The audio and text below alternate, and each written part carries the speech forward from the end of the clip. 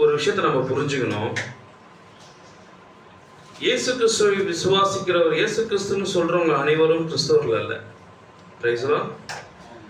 இயேசு கிறிஸ்துவை கடவுள் என்றும், இயேசு கிறிஸ்துவை நம்புறேன், இயேசு கிறிஸ்துவை காப்பாற்றுவாரு, இயேசு கிறிஸ்துவை போஷிக்கிறாரு, இயேசு கிறிஸ்துவை விடுதலை கொடுக்கிறாரு, இது சொல்றதுனால அவன் கிறிஸ்தவெல்லாம் இருக்க முடியாது.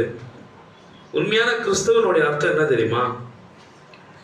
இயேசு கிறிஸ்து இப்போது எங்கே எப்படி இருக்கிறார் என்று கண்டுகொள்பவனே உண்மையான ஒரு கிறிஸ்தவன்.